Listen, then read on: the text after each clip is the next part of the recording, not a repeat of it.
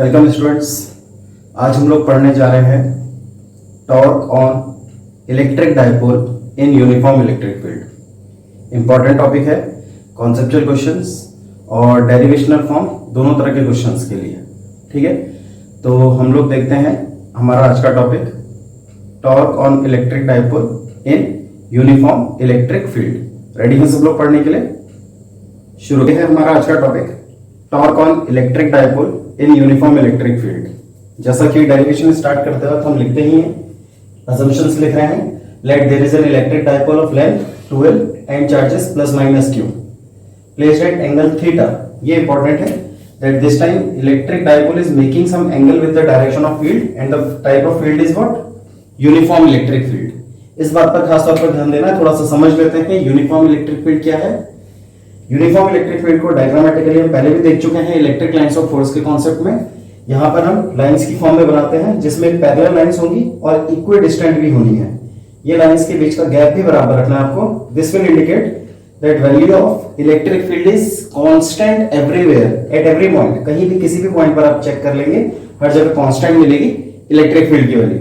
इसमें हमारे पास हमारा इलेक्ट्रिक डाइपोल रखा गया है -q से लेकर +q तक की डिस्टेंस है। इसको आप चाहो तो डाइपोल का नाम a भी दे सकते हैं और इसके सेंटर से दोनों तरफ लेंथ l और l मिलाकर 2l हो जाती है। हमें यह भी बोला गया है कि डाइपोल ने थीटा एंगल बनाया है इलेक्ट्रिक फील्ड की डायरेक्शन के साथ। ठीक है, अब इसकी डेरिवेशन हम आगे शुरू करें तो बेस में हमें क्या क्या चीजें पहले से पता होनी चाहिए। इसके लिए हम क्या देखकर चल रहे हैं कि अगर हमारे पास एक यूनिफॉर्म फील्ड है और उस फील्ड में आप किसी चार्ज को रखते हैं, मान लेते हैं पॉजिटिव चार्ज रखा है और या फिर हो सकता है नेगेटिव चार्ज रखा है, फील्ड की डायरेक्शन के रिस्पेक्ट में जो फोर्स लगेगा वो पॉजिटिव चार्ज पर फील्ड की सेम डायरेक्शन में लगता है, नेगेटिव चार्ज पर अपोजिट डायरेक्शन में फोर्स आएगा। ये प्रॉपर्टी है इलेक्ट्रिक फील्ड की। और जो फोर्स की वैल्यू होती है वो हमने कॉन्सेप्ट देखा था physical significance of electric field, जिसमें फोर्स का फॉर्मूला हमें EQ मिला था ऑन एनी चार्ज। सपोज इस चार्ज का मैग्नीट्यूड Q है, E इलेक्ट्रिक फील्ड में फोर्स पूछ रहे हैं तो फोर्स की वैल्यू EQ बनेगी। इसमें पॉजिटिव चार्ज पर सेम डायरेक्शन में लगने वाला फोर्स और नेगेटिव चार्ज पर अपोजिट डायरेक्शन में लगने वाला फोर्स। इलेक्ट्रिक फील्ड लाइंस की प्रॉपर्टी हम जानते हैं, These lines always start from positive charge। तो आप उस सेंस में भी देख सकते हैं, जिस पॉजिटिव चार्ज से स्टार्ट हो रही होगी उस पॉजिटिव चार्ज का इफेक्ट पॉजिटिव पर रिपल्शन होगा, यानी फील्ड की सेम डायरेक्शन में, और उसी पॉजिटिव का इफेक्ट नेगेटिव पर होगा अट्रैक्टिव फॉर्म में फील्ड की अपोजिट डायरेक्शन में। ये एक इंपॉर्टेंट बात है।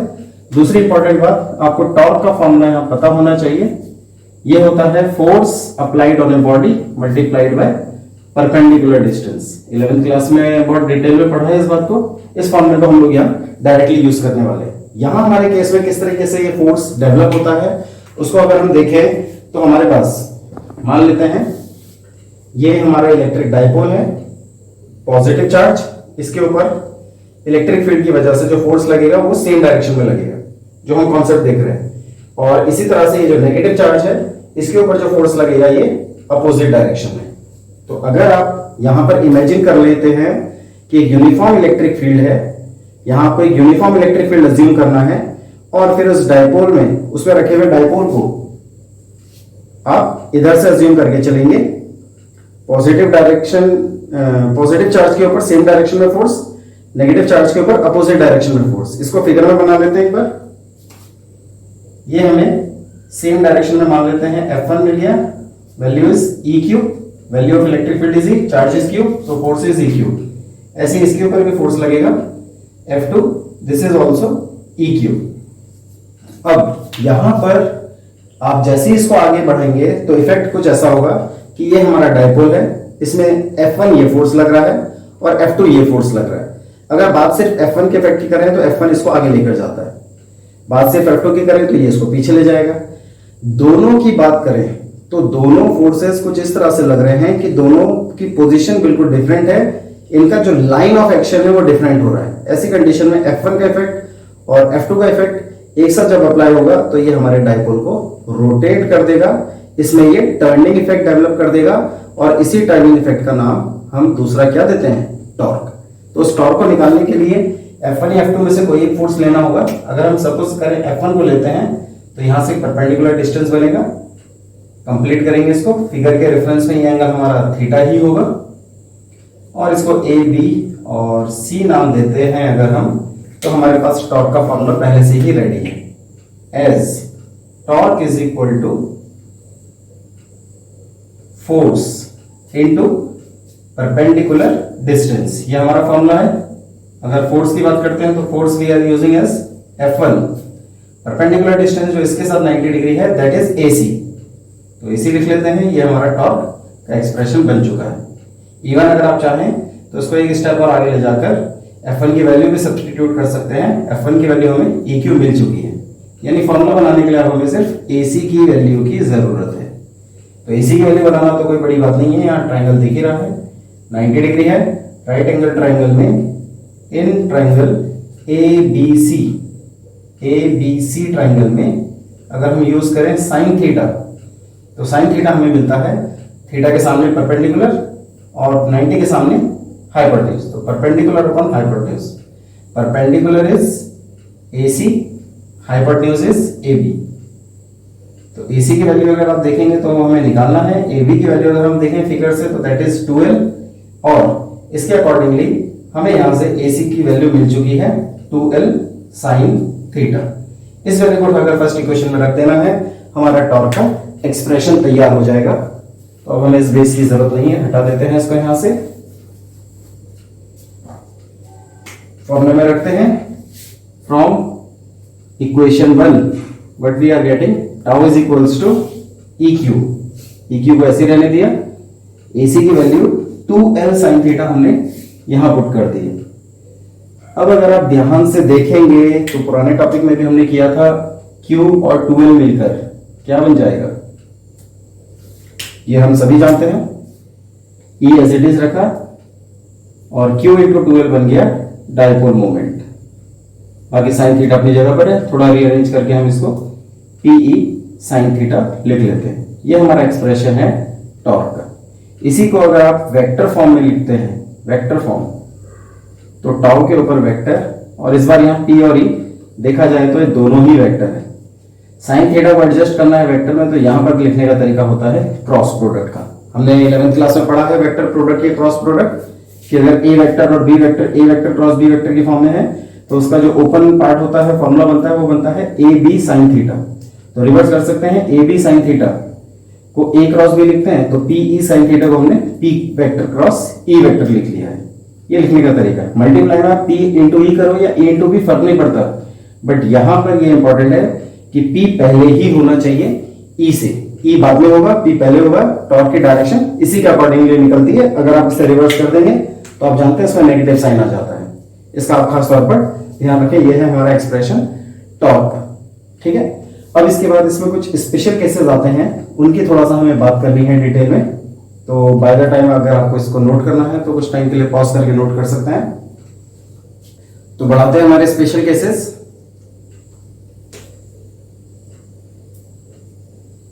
कॉन्सेप्चुअल क्वेश्चंस की फॉर्म में भी इनमें काफी पूछा जाता है।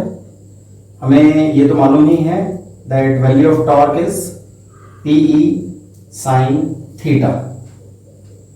तो कंडीशंस हैं कि थीटा की वैल्यू अलग अलग हो सकती है। हम पहली कंडीशन मानकर चलते हैं, थीटा 90 डिग्री है। अगर ऐसा हुआ तो साइन 90 इज 1, और ये अपने आप में कैसी वैल्यू है, ट्रिग्नोमेट्रिक फंक्शन की मैक्सिमम वैल्यू है। तो हमारा जो टॉर्क का एक्सप्रेशन आता है वो बन जाता है P into E, sine theta 1 हो चुका है, और आप इसे टाउ मैक्सिमम लिख सकते हैं because this is giving the maximum value of torque. अगर आपसे मैक्सिमम टॉर्क पूछा जाए तो ये फॉर्मूला बनेगा। उसके बाद दूसरा केस है टॉर्क के मिनिमम होने का। उसमें दो कंडीशन बनती हैं हमारे पास। हो सकता है आपका थीटा 0 डिग्री हो जाए, और हो सकता है आपका थीटा 180 डिग्री हो जाए। ये दोनों वैल्यूज ऐसी हैं जहां पर हमें टॉर्क की वैल्यू नहीं मिलती। रीजन, साइन 0 की वैल्यू हमें 0 मिलती है, और साइन 180 डिग्री की वैल्यू भी हमें 0 ही मिलती है। इन दोनों ही सिचुएशन में टॉर्क की वैल्यू मिलेगी 0। ये हमारा मिनिमम टॉर्क होता है, मिनिमम है।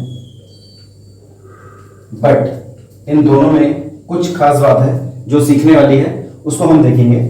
जब हम ये बात करते हैं कि टॉर्क जीरो हो गया है, यानी कि उसमें टर्निंग इफेक्ट नहीं रहा, तो बॉडी टर्न नहीं करने वाली। जैसा हम बात कर ही रहे थे, ये हमारा इलेक्ट्रिक डायपोल, इमेजिन करेंगे यहाँ एक यूनिफॉर्म इलेक्ट्रिक फील्ड है, उस फील्ड का यहाँ बना था F1 फोर्स, यहाँ बना था F2 फोर्स, ये टर्निंग इफेक्ट था। पहले केस के अकॉर्डिंगली अगर थीटा जीरो है, तो थीटा जीरो का मतलब ये होगा कि डायपोल कुछ इस तरीके से अलाइंड हो रखा है। इस अलाइनमेंट के अकॉर्डिंगली अगर हम इसको फिगर वाइज दिखाएं तो ये कुछ ऐसा है, यूनिफॉर्म इलेक्ट्रिक फील्ड है, यूनिफॉर्म इलेक्ट्रिक फील्ड है, और डायपोल मोमेंट की डायरेक्शन माइनस क्यू से प्लस क्यू की तरफ बनती हुई ये होगी, ये हमारा पी है। तो डायपोल मोमेंट की डायरेक्शन और इलेक्ट्रिक फील्ड की डायरेक्शन सेम है, P vector is parallel to E vector, ये सिचुएशन बनी है। यहां पर थीटा जीरो आया है, तो अगर हम इसमें फोर्सेस की बात करें तो प्लस के ऊपर सेम डायरेक्शन में फोर्स लगता है F1 और नेगेटिव पर अपोजिट डायरेक्शन में लगता है F2। ये टॉर्क की वजह जीरो बना रहा है, यानी यहां डायपोल रोटेट नहीं होगा, और जब वो रोटेट नहीं होगा फोर्सेस लगने के बाद भी, तो हम बोलते हैं कि now dipole is in equilibrium, और वो भी कौन से मोशन के रिगार्डिंग, रोटेशनल मोशन के रिगार्डिंग। तो this is the situation of rotational equilibrium, ये रोटेशनल इक्विलिब्रियम को इंडिकेट करता है। इसी बात को जब हम दूसरी सिचुएशन में अप्लाई करते हैं, यहां भी टॉर्क जीरो है, मिनिमम वैल्यू पर आया है, बट दिस टाइम जो डायपोल होगा इस बार प्लस क्यू इधर होगा, माइनस क्यू इधर होगा, और डायपोल मोमेंट की डायरेक्शन आपको माइनस से प्लस की तरफ मिलेगी। यह हमारा पी है, पीछे की तरफ, इलेक्ट्रिक फील्ड आगे की तरफ है, यानी कि थीटा 180 डिग्री बना है। यह इंडिकेट करता है that P is anti parallel to electric field, opposite direction में 180 डिग्री का मतलब। ऐसा होने से फोर्सेस की डायरेक्शन अगर हम देखें तो नेगेटिव पार्टिकल पर हमेशा अपोजिट डायरेक्शन में फोर्स लगता है, ये हमारा F1 होगा। ऐसे पॉजिटिव पार्टिकल पर सेम डायरेक्शन में फोर्स लगता है, ये F2 होगा। ये भी इक्विलिब्रियम की सिचुएशन को इंडिकेट करेगा। ये भी टॉर्क जीरो दे रहा है, तो इसे भी हम कहेंगे रोटेशनल इक्विलिब्रियम। ये भी रोटेशनल इक्विलिब्रियम को ही इंडिकेट कर रहा है। बट इंपॉर्टेंट बात, दोनों में कुछ तो फर्क है, एंगल बहुत बड़ा डिफरेंस आ रहा है, 0 डिग्री और 180 डिग्री। तो इसको जरा ध्यान से आप देखें कि अगर हम, ये हमारा डायपोल है, इसमें एक फोर्स आगे लगा है F1, एक फोर्स पीछे लगा है, और टॉर्क जीरो आ रहा है, रोटेशनल इक्विलिब्रियम बना है। इसमें एक खास बात है कि अगर आप इसको डिस्टर्ब करते हैं, मान लीजिए आपने इसको पकड़ के ऐसे थोड़ा सा घुमाया और छोड़ दिया, हल्का सा डिस्टर्ब किया और रिलीज किया, तो आप देखेंगे F1 का इफेक्ट और F2 का इफेक्ट। ये F1 का इफेक्ट इसको आगे ले जा रहा है, F2 का इफेक्ट पीछे ला रहा है, ये रोटेट होकर वापस अपनी ओरिजिनल पोजीशन पर आ जाएगा। आप इधर की तरफ डिस्टर्ब करेंगे तो ये खींच के इसको इधर ले आएगा, खींच के इसको इधर ले आएगा, ये खींच के इसको इधर ले आएगा। यानी कि डिस्टर्ब करने के बाद भी ये डिस्टर्ब नहीं हो पा रहा है। इसका नेचर है कैसा, इसका नेचर हम बोलते हैं ये है स्टेबल पोजीशन। ऐसी पोजीशन जिसको आप डिस्टर्ब कर रहे हैं लेकिन फिर वो वापस रिगेन कर ले रही है अपनी ओरिजिनल सिचुएशन को, ओरिजिनल कॉन्फ़िगरेशन को। इसको हम बोलते हैं स्टेबल रोटेशनल इक्विलिब्रियम। ठीक इसी तरह से अगर हम इसमें देखें तो यहां पर डायपोल की डायरेक्शन ये है, ये हमारा फोर्स F1 है, फोर्स ये वाला F2 है इस तरफ, इसका इफेक्ट इधर आ रहा है, ये डायपोल को इधर पुश करना चाहता है, F1 इधर ले जाना चाहता है, F2 आगे ले जाना चाहता है। फिलहाल दोनों कैंसिल कर रहे हैं, लेकिन जैसे हम इसको डिस्टर्ब करेंगे, थोड़ा सा डिस्टर्ब करेंगे, तो ये F2 का इफेक्ट और ये F1 का इफेक्ट इसको टर्न करा के वापस घुमा देगा और पहुंचा देगा स्टेबल की तरफ। ये ऐसी सिचुएशन है जिसको अगर आपने थोड़ा सा भी डिस्टर्ब कर दिया तो ये पूरा का पूरा डिस्टर्ब हो जाता है, और ऐसी स्टेट में हम इसको बोलते हैं, ये है कौन से नेचर का, unstable rotational equilibrium. Unstable rotational equilibrium, ये दो इंपॉर्टेंट पोजीशन है, एक एक नंबर के क्वेश्चन के लिए भी पेपर में आ जाता है, जरूर ध्यान रखें इसका। टॉर्क जीरो दोनों सिचुएशन में है, थीटा 0 डिग्री के लिए स्टेबल इक्विलिब्रियम बताता है, स्टेबल रोटेशनल इक्विलिब्रियम, और theta 180 degree unstable rotational equilibrium को इंडिकेट करता है। यहाँ एंटी पैरेलल होंगे डायपोल मोमेंट और इलेक्ट्रिक फील्ड, इस कंडीशन में पैरेलल रहते हैं, 0 डिग्री और 180 डिग्री इनकी रिस्पेक्टिव एंगल्स हैं। इसी में एक और बात आती है जो कि फोर्स के बारे में है। अगर यूनिफॉर्म इलेक्ट्रिक फील्ड की बात करते हैं हम, यूनिफॉर्म इलेक्ट्रिक फील्ड की बात होती है, पॉइंट नंबर 3 क्या लेते हैं, फॉर यूनिफॉर्म फील्ड का यूनिफॉर्म होना जरूरी है। यूनिफॉर्म इलेक्ट्रिक फील्ड में कुछ ऐसा फिगर बना था हमारा, ये इलेक्ट्रिक फील्ड है, ये माइनस क्यू प्लस क्यू, दोनों पर फोर्सेस की डायरेक्शन हम पहले ही देख चुके हैं। ये हमारा F1 है विच इज EQ, ये F2 है it is also EQ, opposite direction में है। अगर किसी ने बोल दिया है यहां पर नेट फोर्स निकालिए, तो नेट फोर्स अगर हम चेक करने लगे F नेट, तो ये हमें F1 और F2 दो फोर्सेस हैं, अपोजिट डायरेक्शन में है, तो कोई भी एक को दूसरे से माइनस करके निकालना होगा।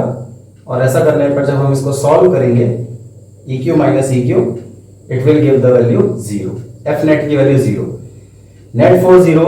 ये भी इक्विलिब्रियम को बताता है, और ये बताता है फोर्स जो मोशन प्रोवाइड करता है वो लीनियर मोशन प्रोवाइड करता है। यहाँ पर F1 आगे ले जाना चाहता है, F2 पीछे ले जाना चाहता है, बट दोनों एक दूसरे को कैंसिल कर रहे हैं, इसलिए आगे पीछे का यानी कि लीनियर मोशन नहीं होगा।